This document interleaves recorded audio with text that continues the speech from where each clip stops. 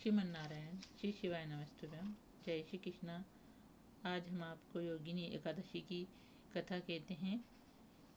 ये आषाढ़ माह की कृष्ण पक्ष की एकादशी के नाम से जानी जाती है, जो इस प्रकार है। धर्मराज युधिष्ठिर जी बोले, हे जनार्दन, अब आप कृपा करके आषाढ़ माह की कृष्ण पक्ष की एकादशी का नाम तथा महात्म्य क्या है सो सब वर्णन कीजिए।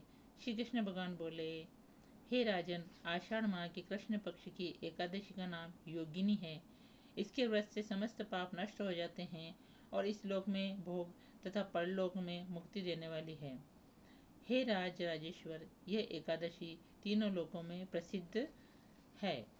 मैं आपसे एक पुराणों में कही हुई कथा कहता हूँ, ध्यान पूर्वक सुनो। अलकापुरी नाम की नगरी में एक कुबेर नामक राजा राज्य करता था। वह शिव भक्त था। उसकी पूजा के लिए एक माली पुष्प लाया करता था।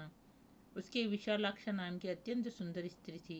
एक दिन वह मानसरोवर से पुष्प ले आया, परंतु कामासक्त होने के कारण पुष्पों को रखकर स्त्री के साथ रमण करने लगा और दोपहर तक न आया।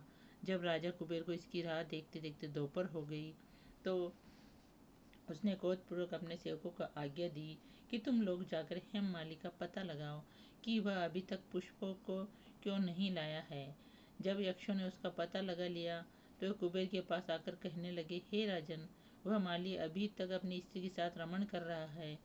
यक्षों की इस बात को सुनकर कुबेर ने हेममाली को बुलाने की आज्ञा दी। हेममाली राजा कुबेर के सन्मुख डर से कपकपाता हुआ उपस्थित हुआ और प्रणाम किया। उसको देखकर राजा कुबेर को महान क्रोध आया। उसने कहा, हे पापी, महानीच, कामी, तूने मेरे पूजनीय ईश्वरों के भी ईश्वर शिव जी का भी अनादर किया है।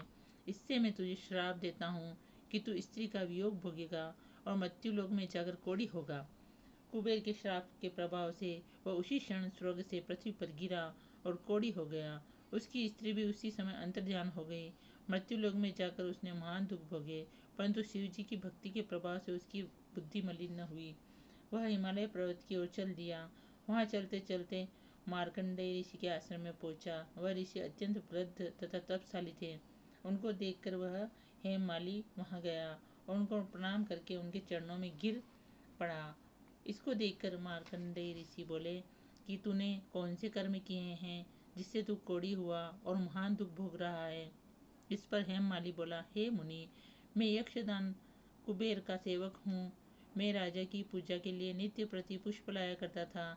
एक दिन अपनी स्त्री के साथ विहार करते करते देर हो गई और दोपहर तक पुष्प न लेकर पहुंचा। उन्होंने मुझे श्राप दिया कि तू अपनी स्त्री का वियोग भोगेगा और मृत्युलोक में जाकर कोढ़ी बन जाएगा तथा दुख भी भोगेगा। इससे मैं कोढ़ी हो गया हूँ और महान दुख भोग रहा हूँ। आप कोई ऐसा उपाय बतलाइए जिससे मेरी मुक्ति हो। इस पर मार्कंडेय ऋषि बोले कि भाई, तूने मेरे सन्मुख सत्य वचन कहे हैं, इसलिए मैं तेरे उद्धार के लिए एक व्रत बताता हूँ। यदि तू आषाढ़ माह की कृष्ण पक्ष की योगिनी नामक एकादशी का विधि पूर्वक व्रत करेगा तो तेरे सभी पाप नष्ट हो जाएंगे। इस पर हेममाली बहुत प्रसन्न हुआ और मुनि के वचनों के अनुसार योगिनी एकादशी का विधि पूर्वक व्रत किया। इसके प्रभाव से वह फिर अपने पुराने रूप में आ गया और अपनी स्त्री के साथ विहार करने लगा। हे राजन, इस योगिनी एकादशी की कथा का फल 88 सहस्त्र ब्राह्मणों को भोजन कराने के बराबर है। इसके व्रत से समस्त पाप दूर हो जाते हैं और अंत में स्वर्ग मिलता है। जय श्री कृष्णा। राधे राधे। श्री शिवाय नमस्तुभ्यम।